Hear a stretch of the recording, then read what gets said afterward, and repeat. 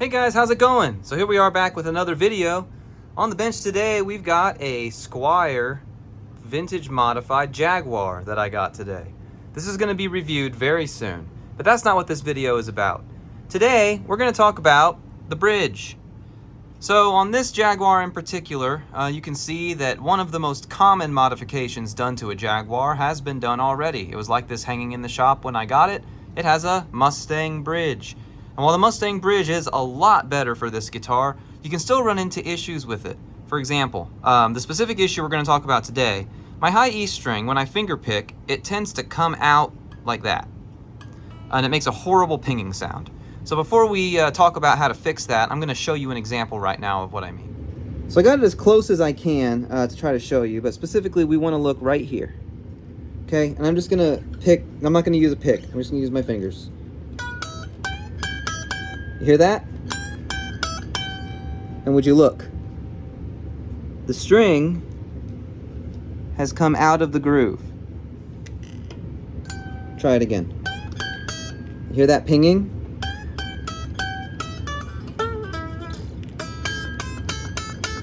You hear that pinging sound?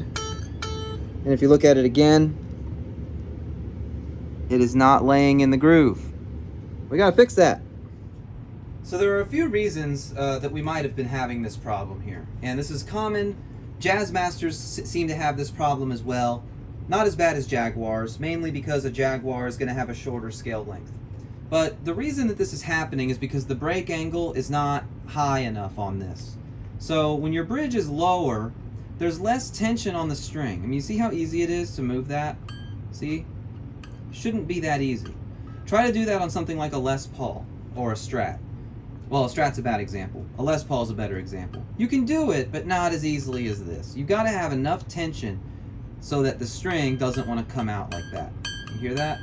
So, how do you fix it? Well, essentially, the goal here is to get a better break angle. To get a better break angle, your bridge needs to be higher. So here's the problem. Typically, when you try to raise the bridge on a Jaguar, you raise the bridge until you have a good enough break angle that this isn't falling out. And usually when you get to that point, the strings are way too high on the neck. So if that happens, what do? Well, you get some of these. The link will be in the description. This is a 3-pack. It comes with 1 degree, half a degree, and 1/4 of a degree. I already used the 1 degree out of here on a different guitar, so we're going to try the half of a degree if raising the bridge doesn't fix the problem. Ideally, you would want to use the 1 degree on this guitar. I'm only not using it because I no longer have that because it's installed in another guitar. So what we're going to do first, before we even go down the route of trying to use a shim, which is what this is, these are wooden shims, is we're going to try to raise the bridge. So let's get the tools we need for that. So you're going to want to get an Allen key. I'm sorry, I don't know the exact size, but if you've got a set of them, just find one until you find one that fits. And what you're going to do, stick it in the hole here until it locks in. So there, it's locked in. What we're going to do is we're going to raise it a little bit. I'm just going to raise it like that much to start with. Okay? And then I'm going to look down and make sure that it's even on both sides. Interestingly enough, and maybe this is a product of it sitting in the store, but interestingly enough, the bass side was a lot higher than this side. So I went ahead and raised it a bit. And what I'm going to do now is I'm going to tune it. And then we're going to check and see if we still have the same problem. Alright, so here we go. I've got it on my lap now, and we're going to do the same thing that we just did.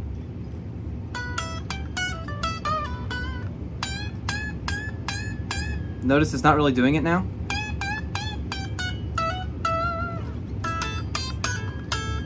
It's still kind of doing it. Can you hear that? And there it is.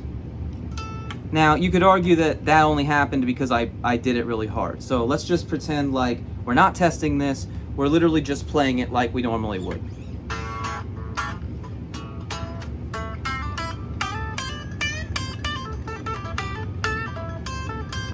And there it goes. It came out already. So I'm not even really trying to get it to come out. And it's still making that pinging sound.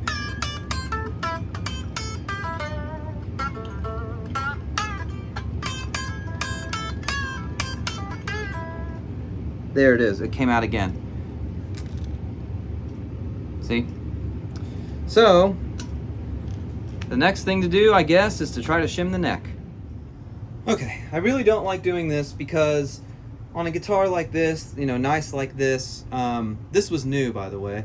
They stopped making this guitar in like 2015 or so. I think this is a 2014 model, and it was still hanging in the shop brand new. So anyway, with a new guitar like this, I hate taking the neck off because it's been in there for so long, and I'm always afraid I'm going to crack the finish or something. But we got to have a playable guitar, right? We got to enjoy our guitar. So the first thing I'm going to do is I'm going to drop the bridge all the way back down to where it was basically flat against the guitar. So I'm going to do that real quick here first. Alright. Okay. Next thing we're going to do is loosen the strings considerably.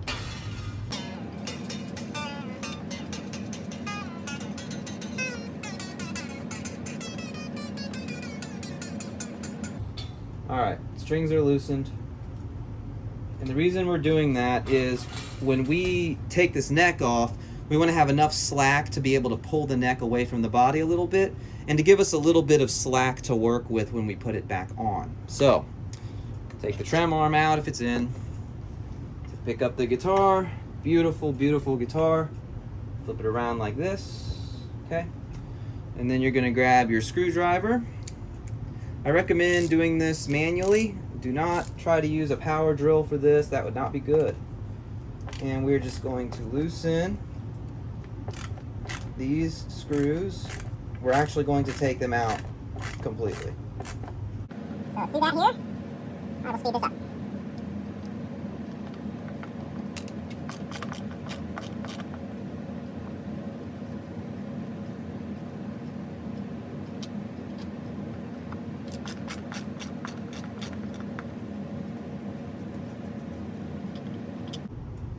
When you get to this last screw, I recommend that you put your hand under it like this, because there's a chance, depending on how tight the neck pocket is, that the neck will try to fall out of the guitar if you've got it up on a stand like I do.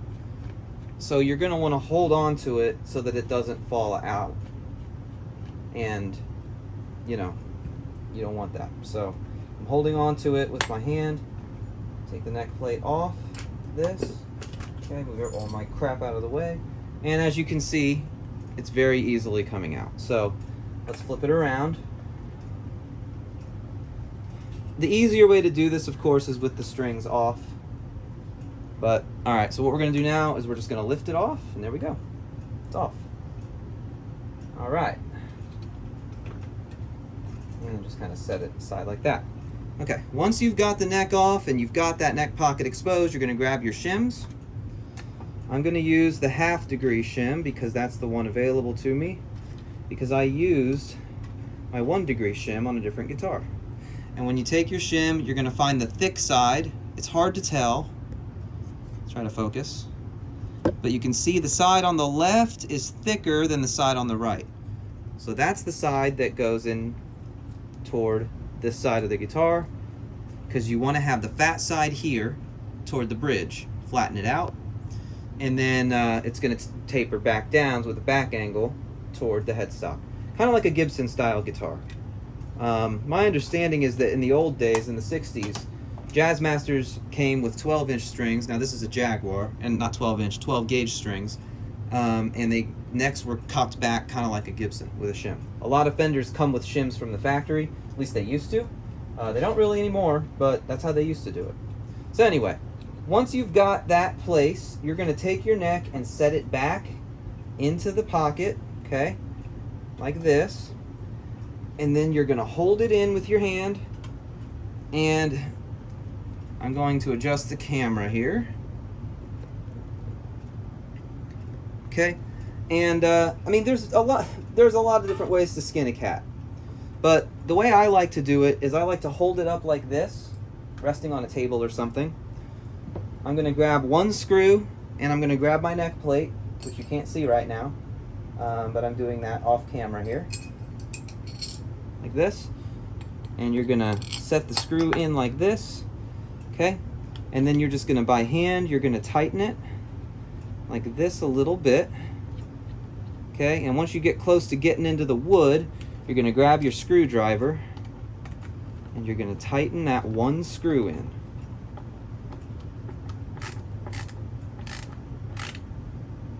Okay?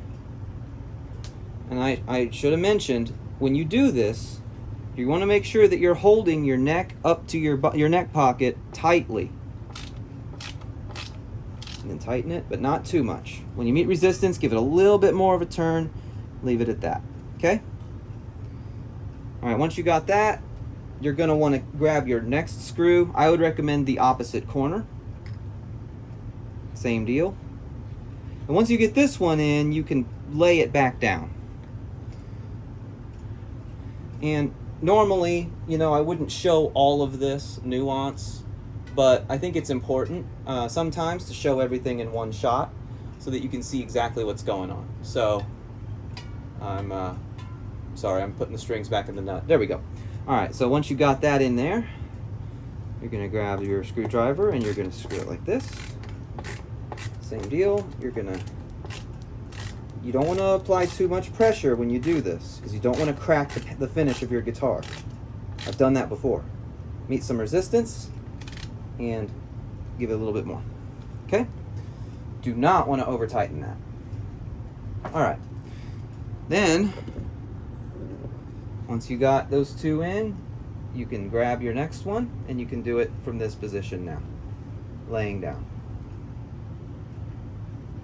And you're just going to tighten it same way.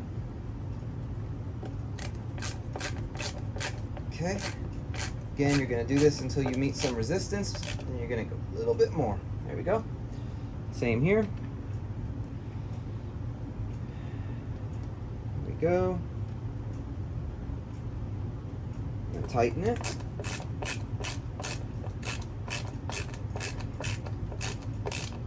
Meet some resistance, give it a little bit more. There we go. And our neck has been reattached to our guitar. And as expected, the strings are basically touching the fretboard, which is good. That means that the shim is working.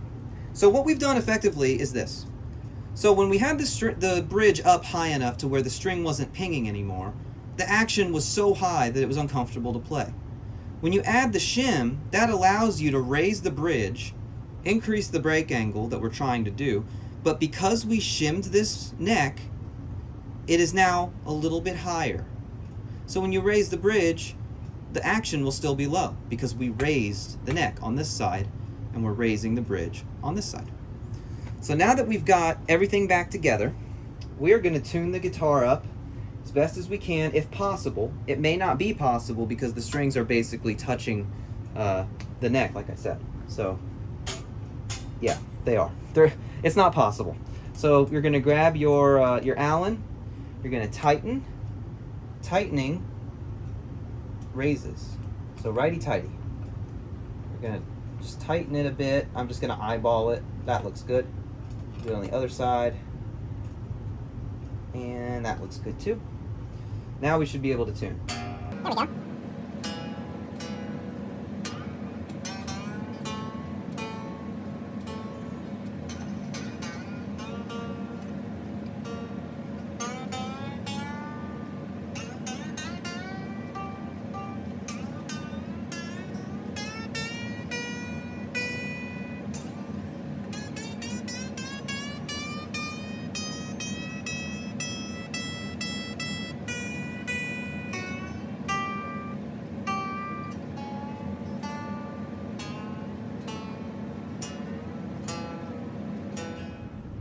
Okay, so to give you a close-up of what I did, I got it all strung up and tuned up. Take a look at this. You see how the top of the bridge, I should have done this as a before, and I'm sorry that I didn't. But at this moment, the top of the bridge, you see how the strings are coming onto the bridge and they're breaking in a downward slope? That's what you want. You want your strings to break in a downward slope from here to go up toward the headstock side. Before I did this bridge, it was kind of flat. And because it was flat, there wasn't very much tension up here. But because it's breaking down this way and breaking down this way toward the tailpiece, there's gonna be more tension. So I just eyeballed this I'm not sure if this is going to work for us or not. So let's sit down with it again. Trial and error. All right, so let's try it and see.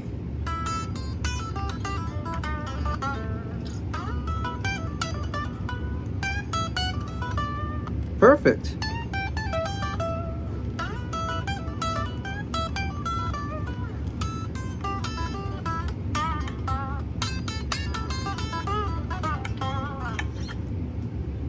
Would you look at that? It stayed in. Perfect. So that's it, guys. Pretty simple and quick video on how to get your Jag bridge high E string to not pop out all the time. Pretty simple, pretty easy. The links will be in the description if you wanted to get the same shims that I used. Super easy. That took me like 10 minutes. I did it pretty much in real time. I did speed up the tuning, but pretty much in real time. So if you're having that problem with your Mustang or your Jaguar, that's the best way to do it. So anyway, until next time, thank you very much. See you later. Keep on rocking. Join the Discord if you want to talk about guitars and stuff. And join us on social media. Links are in the description. Thanks. See you later.